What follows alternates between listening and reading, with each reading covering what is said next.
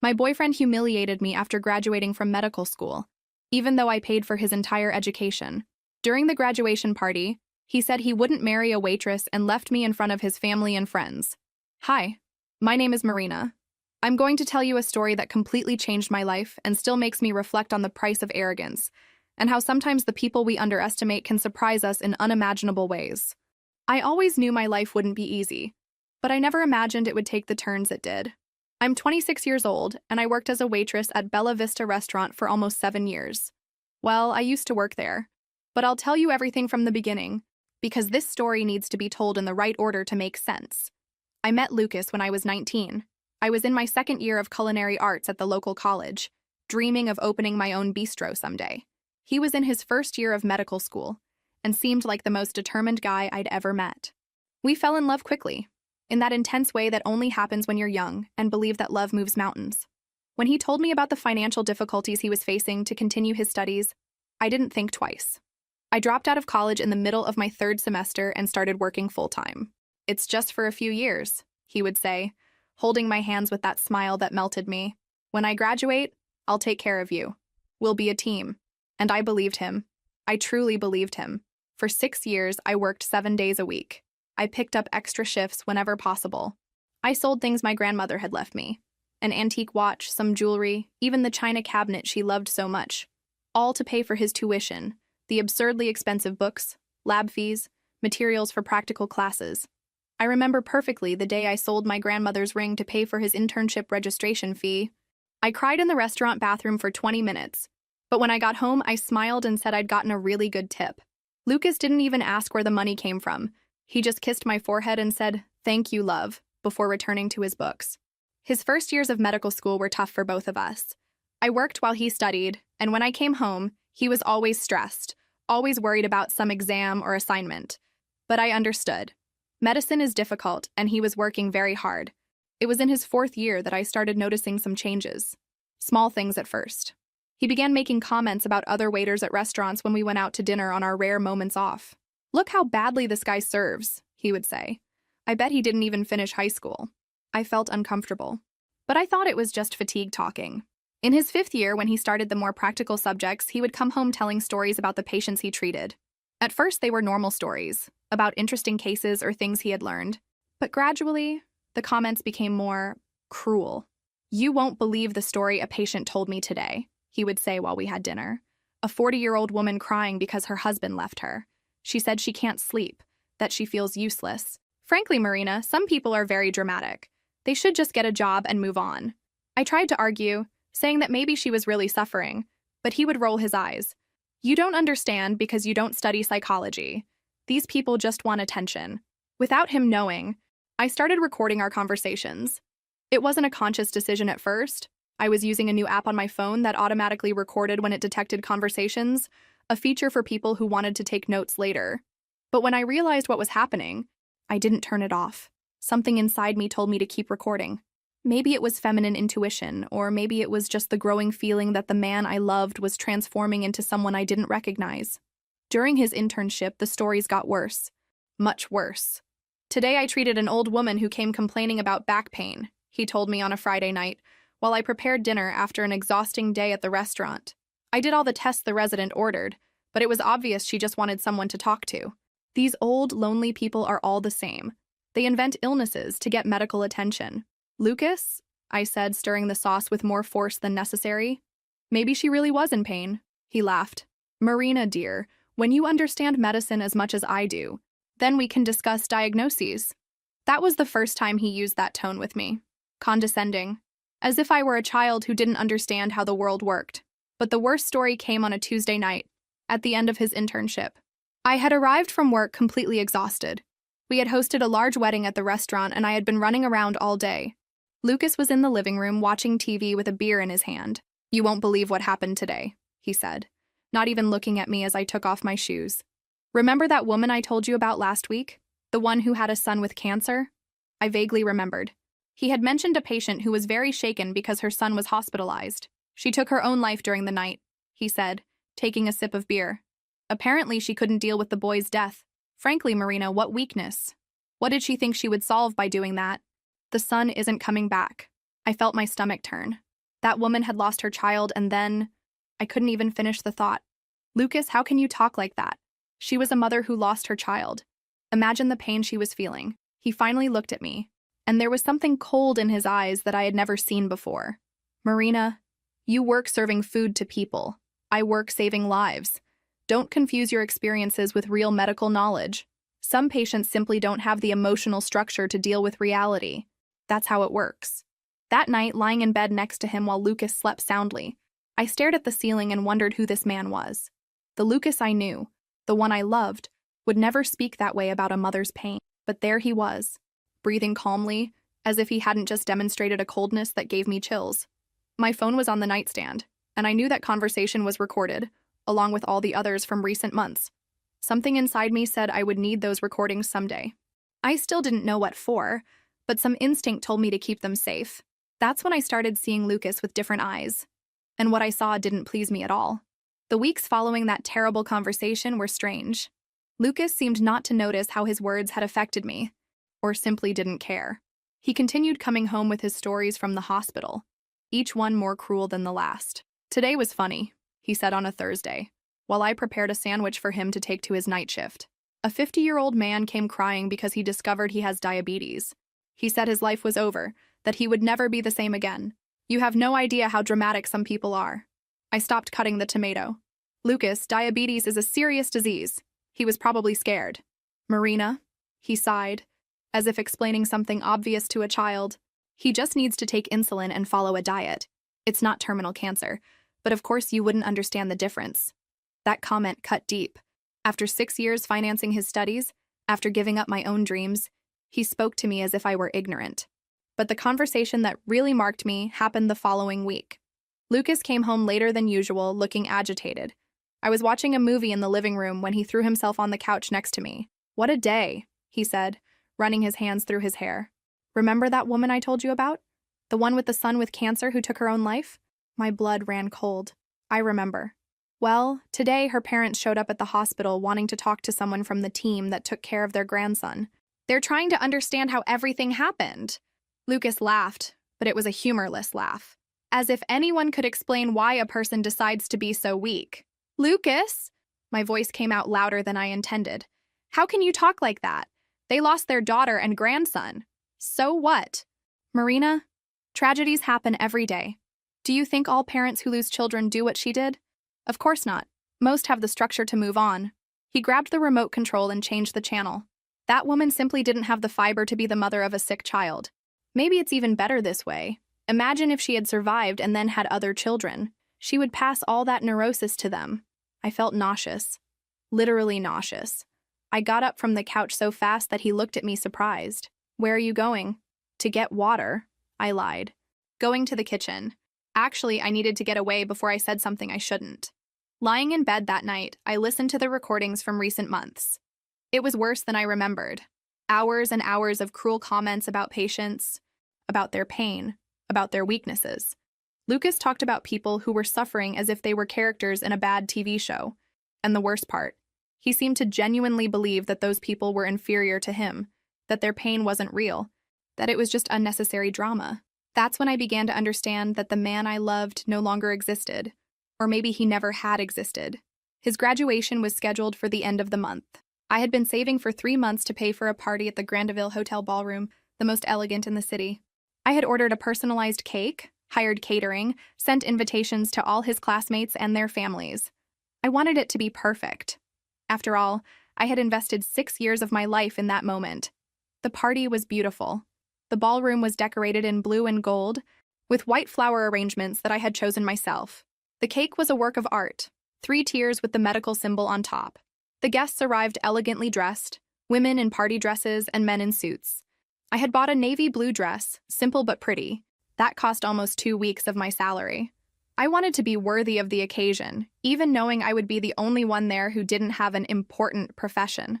Lucas was radiant, greeting colleagues, talking about plans for medical residency, receiving congratulations from professors. I felt proud seeing him so happy, despite all the problems we had been going through lately. It was during dinner that everything collapsed. I was talking to the wife of one of his colleagues, a very nice woman who worked as a nurse. when I heard my name being mentioned at the next table. Marina is a waitress, right, Lucas? It was Dr. Roberto, one of the professors I had met on other occasions. Yes, Lucas replied, and something in his tone made me pay more attention. At Bella Vista Restaurant. Ah, I know it. Good place. Dr. Roberto took a sip of wine. And does she plan to go to college? Nursing, perhaps? There was a pause that seemed to last forever. No, Lucas said finally. She doesn't have much, let's say, aptitude for more complex studies. She prefers to stay in her area. I felt like I had been punched in the stomach. Aptitude for studies? Me, who had dropped out of my own college to pay for his. But the worst was yet to come. Lucas, can I say something? It was Carlos, one of his closest colleagues. Don't you think it's time to, rethink some things? You're a doctor now, man. You're going to do residency at São Marcos Hospital. It's a new level of life. What do you mean? Lucas asked, but I could tell he already knew exactly what Carlos meant. Look, no offense, but your girlfriend? Carlos looked in my direction and lowered his voice, but not enough that I couldn't hear. She's nice and all, but don't you think you need someone more, how can I put it, at your level? A doctor? A lawyer? I don't know. Someone who can really accompany your career. The other colleagues at the table nodded in agreement. One of the wives, a well-dressed lawyer, added, It's true, Lucas. You doctors need partners who understand the complexity of the profession, who can frequent the same social circles. Lucas was silent for a few seconds, fiddling with his napkin. You're right, he said finally. I've been thinking about this for some time. At that moment, I felt as if the floor had disappeared beneath my feet. 6 years. 6 years of my life, my dreams, my savings, all to hear that I wasn't at his level. I got up from my chair without making a sound and walked to their table. Everyone stopped talking when they saw me approaching. Excuse me, I said, with the calmest voice I could manage. May I interrupt for a moment? Lucas turned red. Marina, You don't need to explain anything, Lucas. I picked up the champagne glass that was in front of me and raised it in the air. I'd like to make a toast. All conversations in the ballroom stopped. Everyone looked at me. A toast to our new doctor, Lucas Mendonça. My voice echoed through the silent ballroom, who managed to graduate thanks to his own effort, dedication, and own resources. Lucas went pale. I wish him great success in his medical career, and that he finds a companion truly at his level.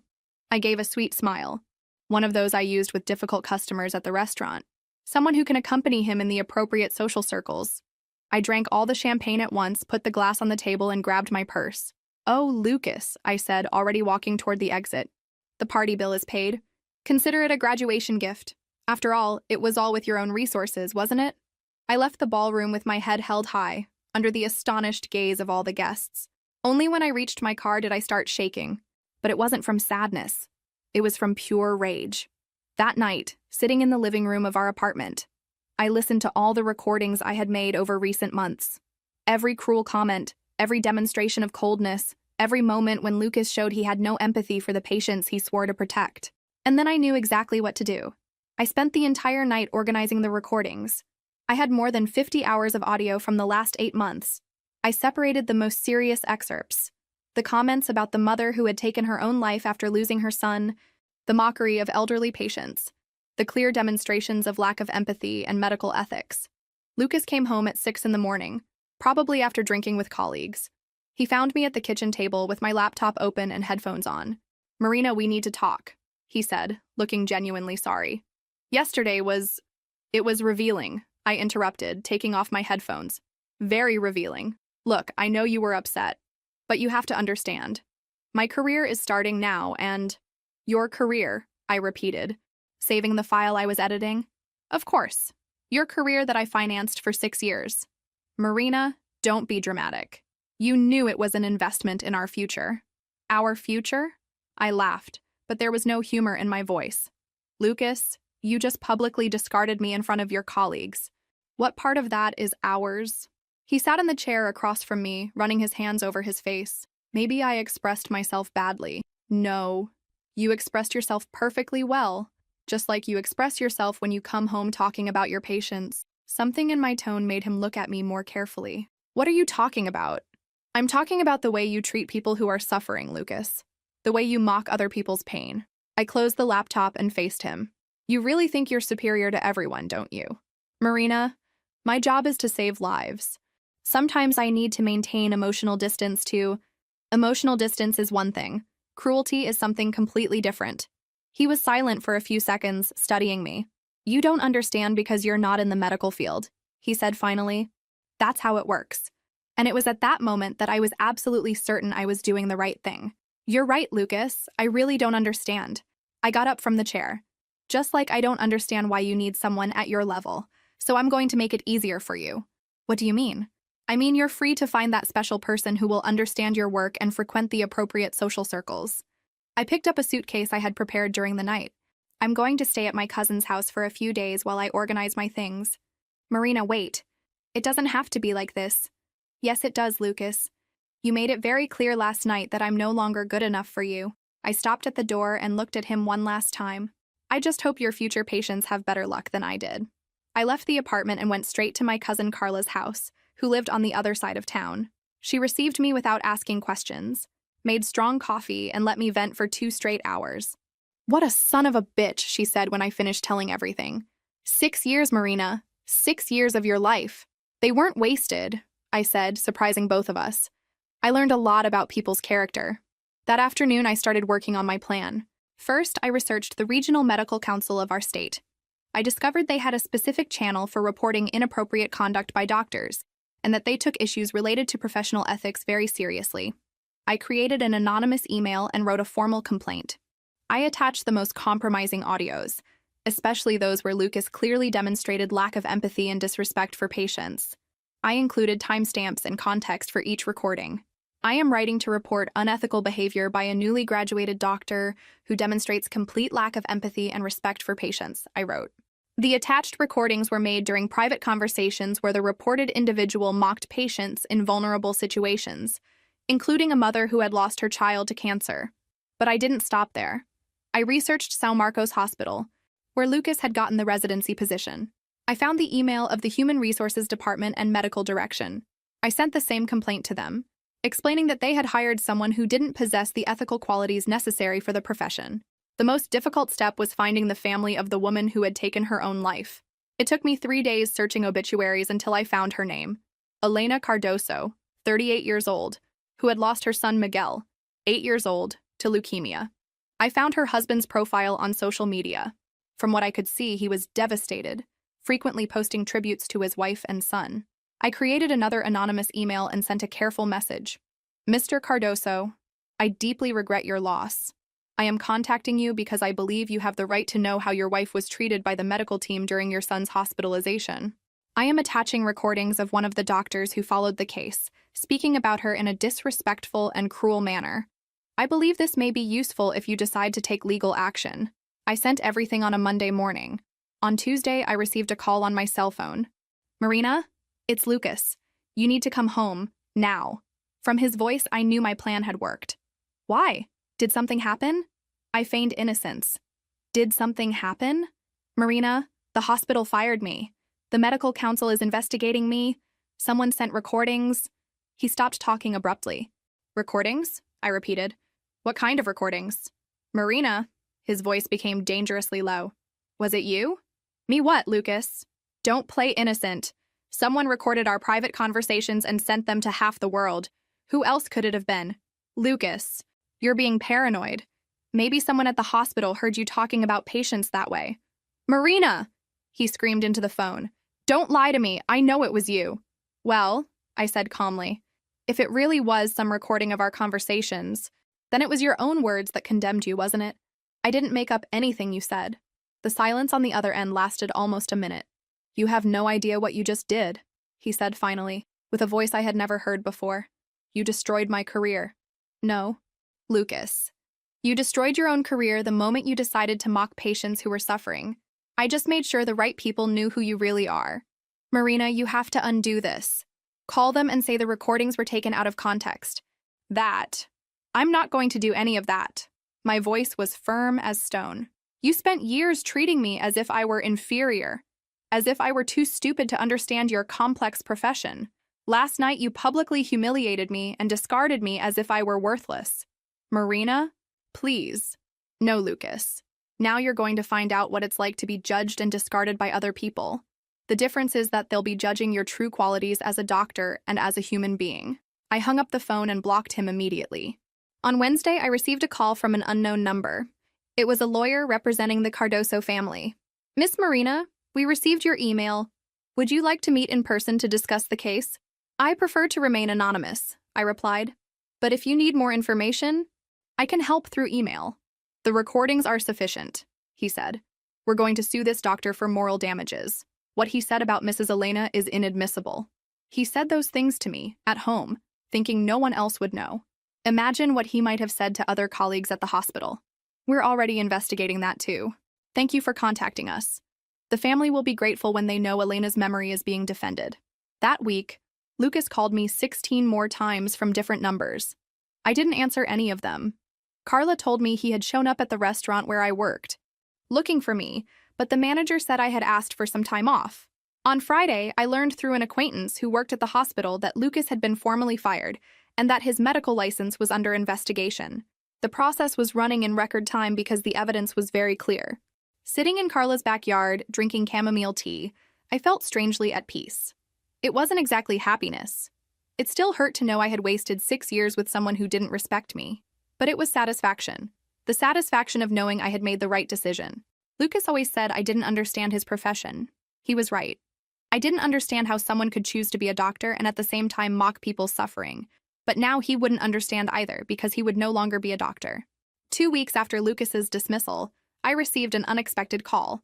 It was Dr. Roberto, the professor who had been at the graduation party. "Marina, this is Dr. Roberto Silva. Do you remember me?" My heart raced. "Of course, Dr. Roberto. How did you get my number?" "Through the hospital." "Look, I need to talk to you. Could you come here this afternoon?" "About what?" I pretended not to know.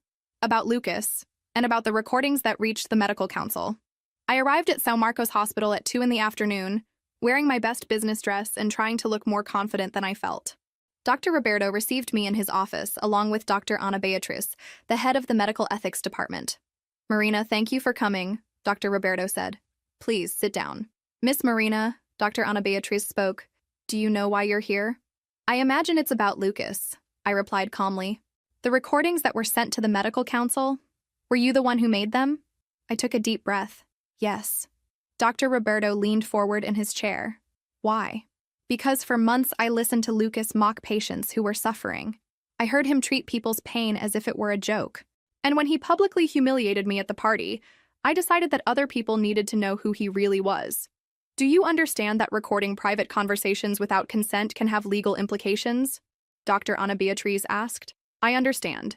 But I also understand that a doctor who mocks a mother who took her own life after losing her child shouldn't be treating patients." The two doctors exchanged glances. "Marina," Dr. Roberto said slowly, "we investigated the allegations. We spoke with other residents, with nurses, with supervisors. Lucas's behavior during the internship was problematic." "How so?" "Several colleagues confirmed that he demonstrated lack of empathy with patients. A nurse reported that he made inappropriate comments about an elderly patient. A supervisor said he always thought his behavior was too cold, but didn't have concrete evidence." Dr. Ana Beatriz continued, "Your recordings not only confirmed these suspicions, but revealed a much more serious pattern than we imagined. What he said about Mrs. Elena Cardoso was particularly shocking." "Do you think I did the right thing?" I asked. "As people, yes," Dr. Roberto replied. "As doctors, we believe you possibly saved future patients from being treated by someone who clearly doesn't possess the necessary qualities for the profession. But legally," Dr. Ana Beatriz added, "you may face consequences. Lucas could sue you for privacy violation." "I know," I replied. "But even knowing that, I would do the same thing again." I left the hospital feeling relieved. At least now I knew I wasn't being paranoid. Other professionals had also noticed the problems with Lucas. The following week, the medical council made a decision. Lucas had his medical license suspended indefinitely, pending a complete investigation into his ethical conduct. The case was widely reported in local media as an example of a young doctor who lost the right to practice medicine before even truly starting his career. The City Today newspaper published an article with the headline, "Newly graduated doctor loses license for lack of ethics with patients." The article didn't mention my name, but described the recordings as compelling evidence of disrespect toward patients in vulnerable situations. Lucas tried to hire a lawyer to contest the decision, but the case was well-founded. The recordings were clear, and testimony from other hospital professionals corroborated the pattern of inappropriate behavior. 2 weeks after the suspension, he finally managed to find me. I was leaving the supermarket when I saw him leaning against my car. "We need to talk," he said. He looked terrible, unshaven, wrinkled clothes, deep dark circles under his eyes. "We have nothing to talk about, Lucas. Marina, please, 5 minutes." I looked around. We were in a public parking lot with several people nearby. 5 minutes. "You destroyed my life," he said. And for the first time in years, his voice didn't have that tone of superiority. 6 years of college, my entire future, everything lost. "No, Lucas. You destroyed your own life when you decided that mocking patients was acceptable. Those were private conversations. All doctors make comments about patients at home. It's a way to deal with stress." "Maybe some do," I replied, "but not in such a cruel way as you did. And certainly not about a mother who had just lost her child and then took her own life." He ran his hands through his hair, looking desperate. "Marina, I can change, I can get therapy, I can—" "It's too late for that, Lucas. Please," he said. And for the first time since I'd known him, I saw tears in his eyes. "You can call the medical council, say the recordings were taken out of context. That, I'm not going to do that." "Why? Why do you want to destroy me?" I stopped walking and faced him. "I don't want to destroy you, Lucas. I want to protect the patients you could have treated in the future. You demonstrated that you have no empathy, that you don't respect people's pain. A doctor like that is dangerous. I would never hurt a patient, maybe not physically, but you were already hurting them emotionally, with your coldness, with your lack of compassion. Imagine what a person who's already fragile feels when they realize the doctor doesn't care about them." Lucas was silent for a few seconds. "And what about us?" he asked finally. 6 years, Marina. Doesn't that mean anything to you?" "It meant everything," I replied, feeling a tightness in my chest. "Until you made it clear that I was never enough for you, that I was just the stupid waitress who funded your studies until you found someone at your level." "I didn't mean—" "Yes, you did. Lucas. And you know what's worse? You really believe that. You really think you're superior to other people, and that arrogance is exactly what brought you here." I got in my car and closed the door. Through the window, I saw Lucas standing in the middle of the parking lot, looking completely lost. That night, I received a call from the Cardoso family's lawyer. "Miss Marina, I have good news. The medical council accepted our request for additional investigation.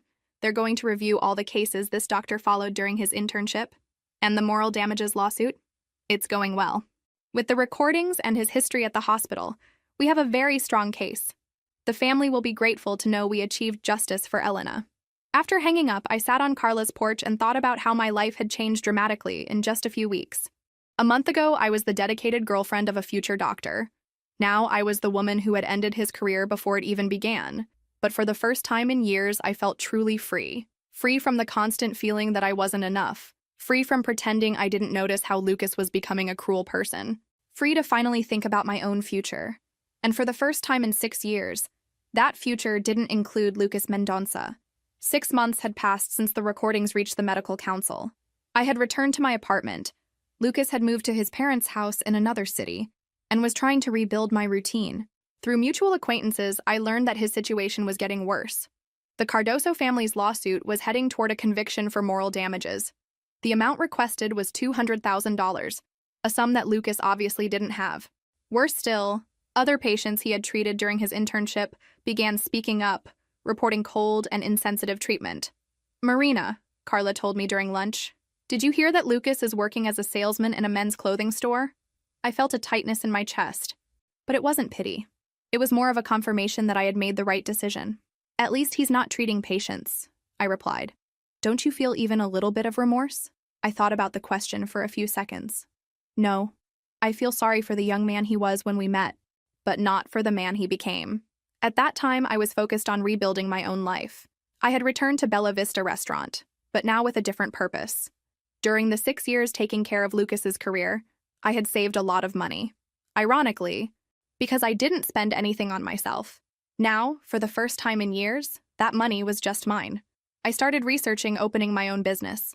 The dream of the bistro, which had been buried when I dropped out of college, resurfaced with full force. I spent entire nights making spreadsheets, researching suppliers, studying the local market. Are you sure about this?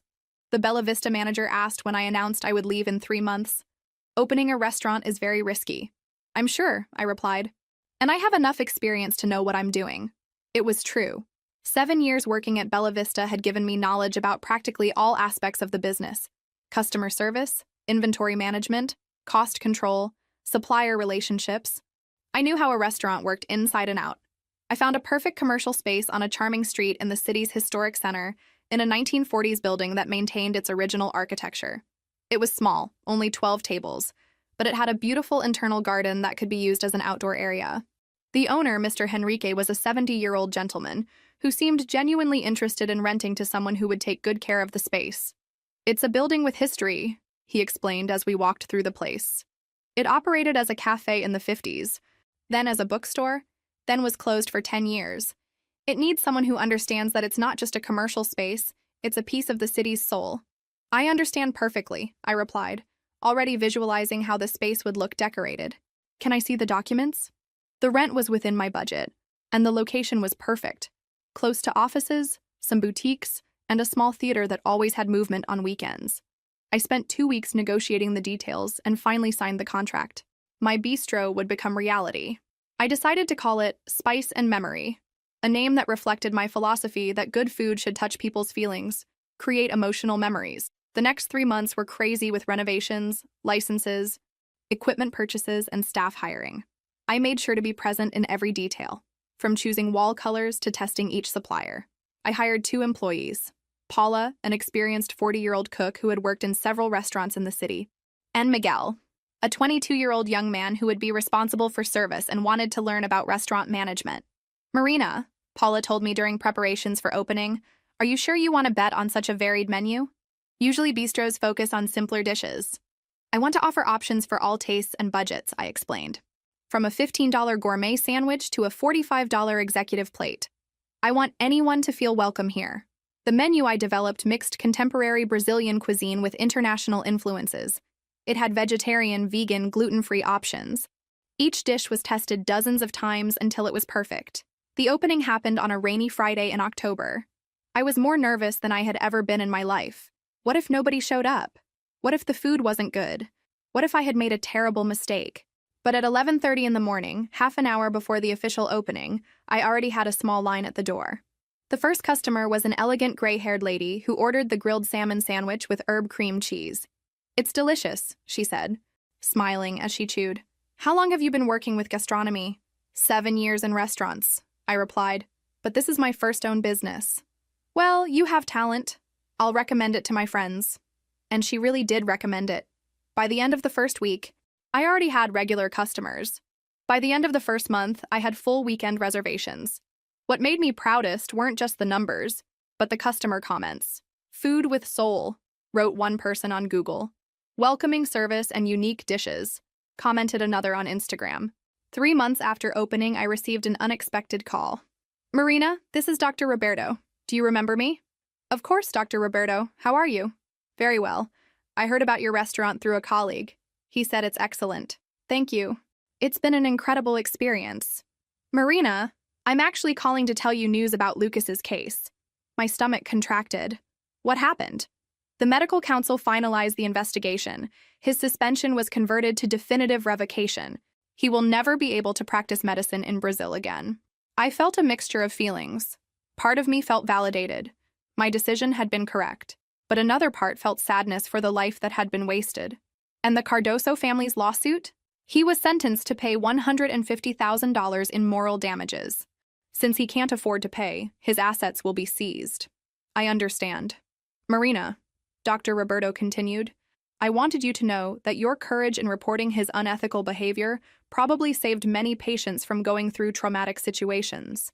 Doctors like him cause deep psychological damage to people who are already fragile. After hanging up, I stayed for a few minutes in the improvised office of the bistro, processing the information. Lucas, who a year ago was a newly graduated doctor with an entire career ahead of him, was now completely banned from the profession.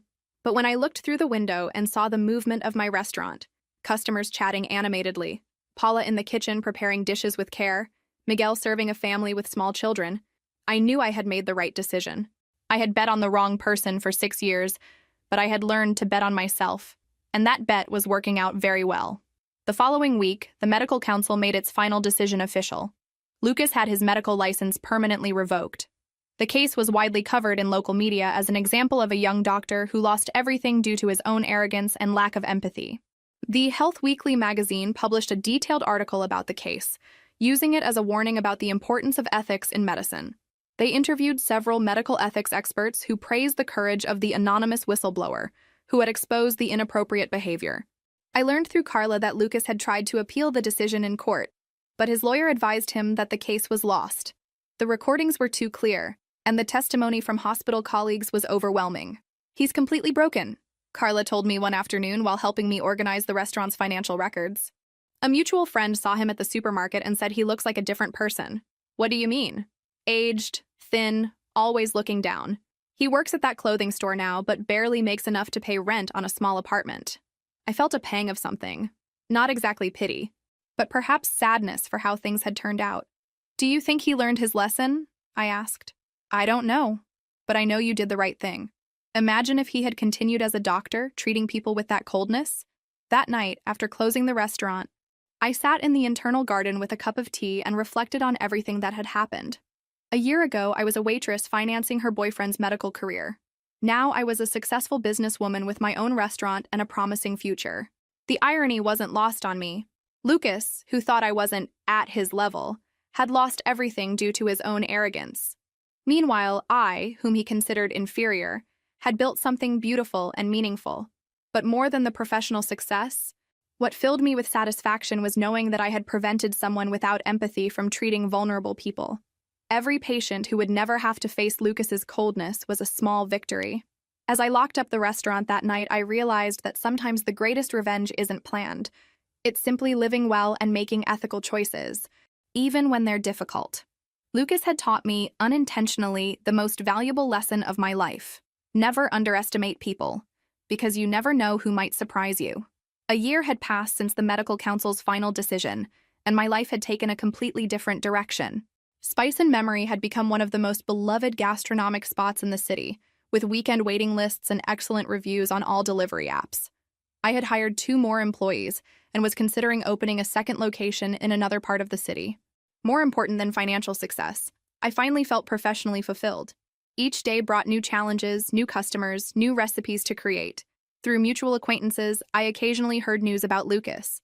He was still working at the clothing store, living in a small apartment on the outskirts of town. The Cardoso family's lawsuit had been settled. He was paying the damages in monthly installments that would take him years to complete. "You know what's interesting?" Paula commented one afternoon while we were preparing for the dinner service. "I heard that Lucas applied to work as a waiter at 3 different restaurants in town, and none of them hired him." "Really?" I asked, chopping vegetables for the evening special. "Word gets around in this business. Everyone knows what happened with his medical license. Restaurant owners don't want someone with ethical problems working with their customers." I felt a strange mix of satisfaction and sadness. Lucas was learning, the hard way, what it meant to have your reputation destroyed by your own actions. But I didn't have time to dwell on the past. My restaurant was thriving, and I was planning an expansion that would double our seating capacity. The success had exceeded all my expectations. It was during this time of growth that I met Daniel. He was an architect who had been hired to design the restaurant expansion, and from our first meeting, I could tell he was different from any man I had ever known.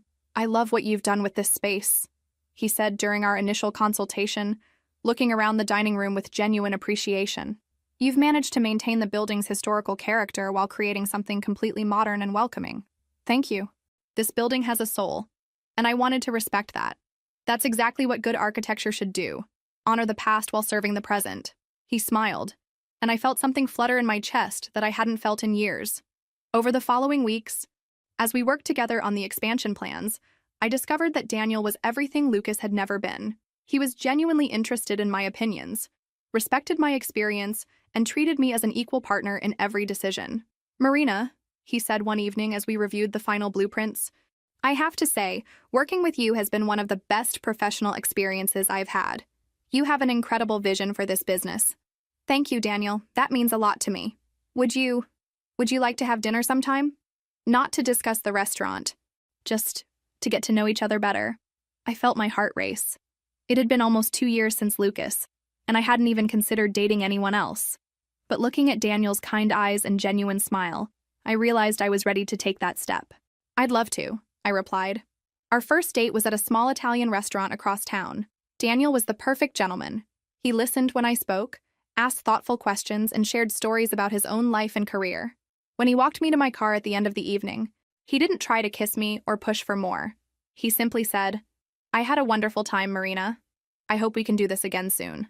As our relationship developed over the following months, I marveled at how different it felt to be with someone who genuinely respected and valued me. Daniel never made me feel inferior or inadequate.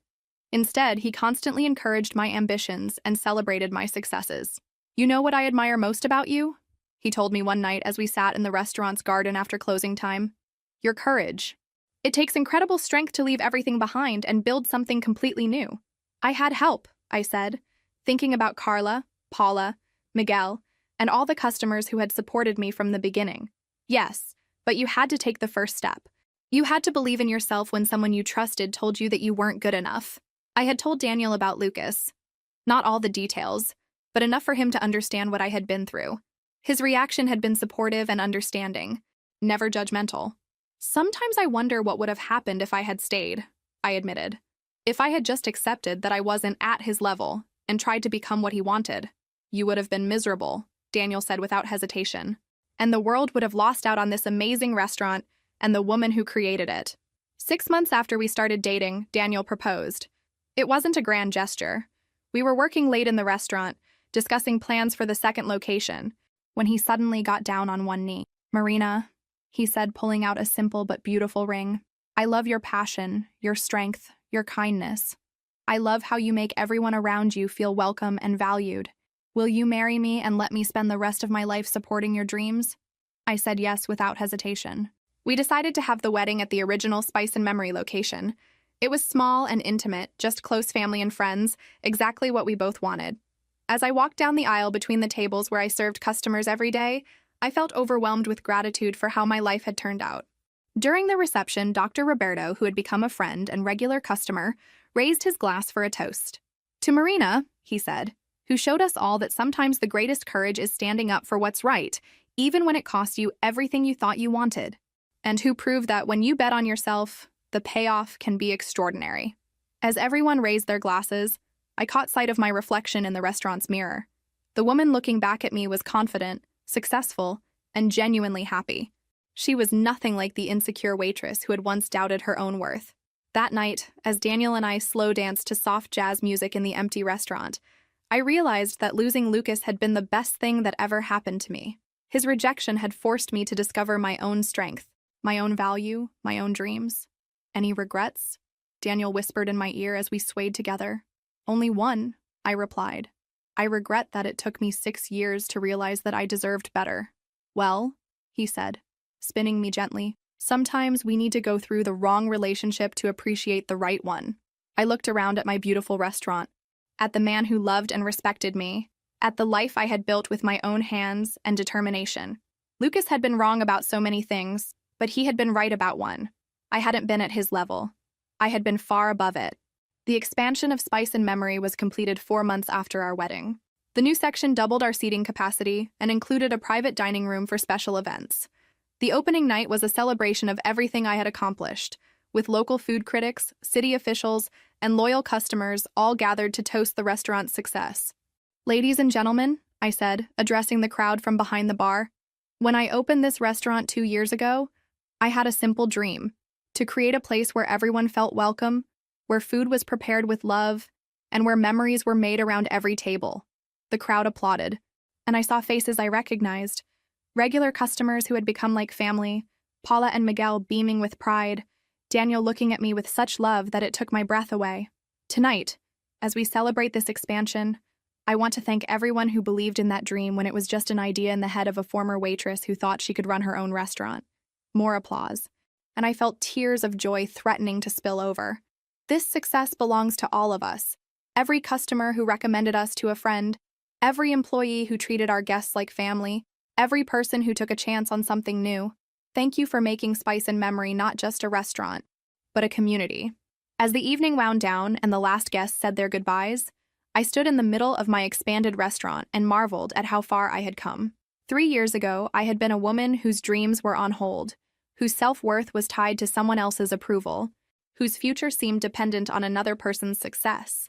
Now I was a successful business owner, a wife to a man who cherished me, and a woman who had learned that the only approval that truly mattered was her own.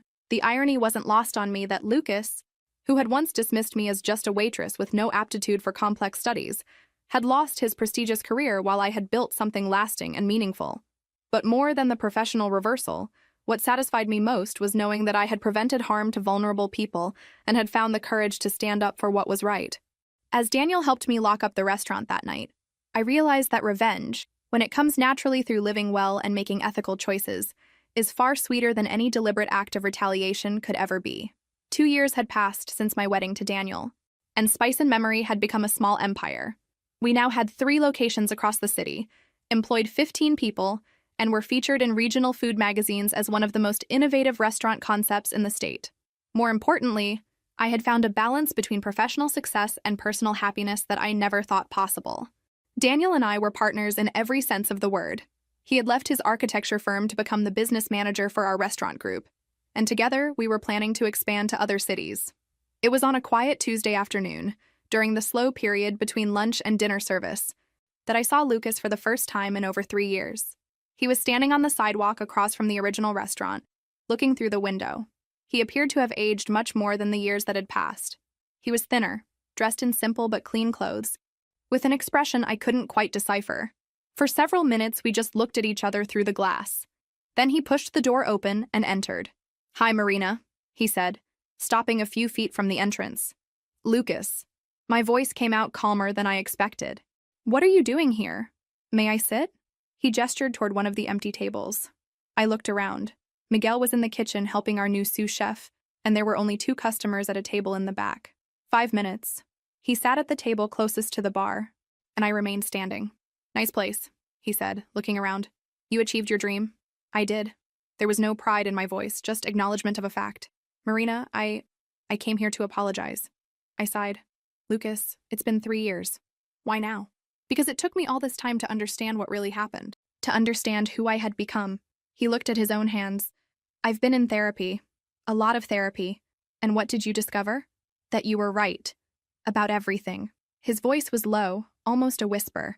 I had become a cruel, arrogant person who treated other human beings as if they were inferior to me. I pulled out a chair and sat across from him. "Continue." "When I lost my medical license, when I lost everything, my first reaction was to blame you. I spent months angry, feeling betrayed, thinking you had been vindictive and unnecessarily cruel. And now I understand that you saved me from becoming someone even worse. If I had continued practicing medicine with that mentality," he shook his head, "I would have caused so much suffering to people who were already suffering." We sat in silence for a few seconds.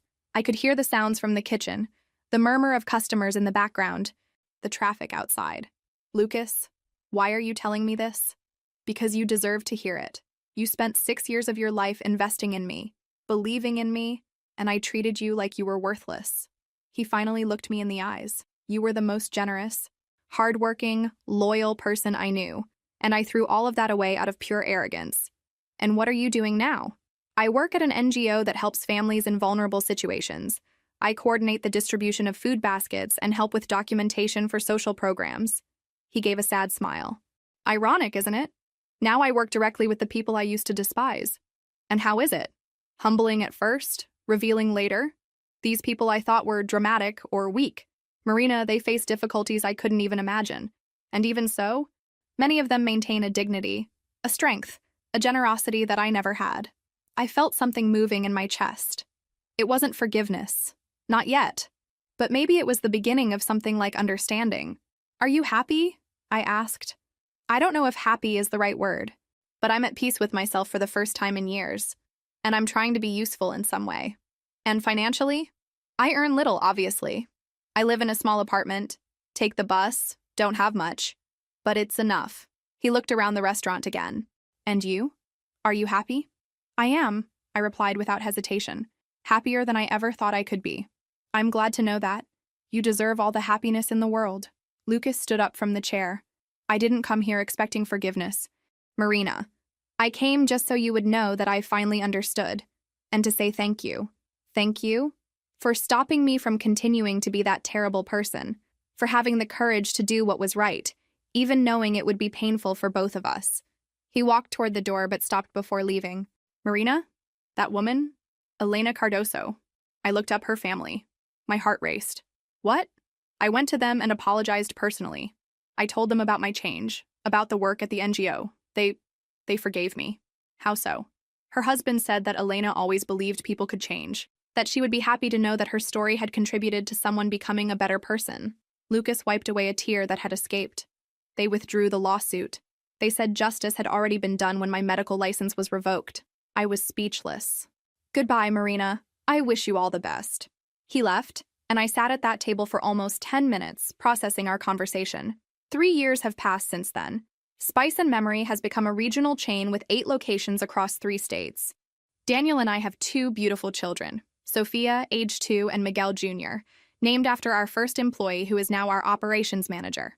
We bought a house with a large garden where I grow herbs for the restaurants, and every morning I wake up grateful for the life I've built. Occasionally, I receive news about Lucas through mutual acquaintances. He was promoted to executive director of the NGO and has helped implement programs that serve thousands of families. I heard he married the social worker he met at work, a woman who shares his commitment to helping others. From what I'm told, they seem to form a happy couple, united by their common desire to make a difference in the world.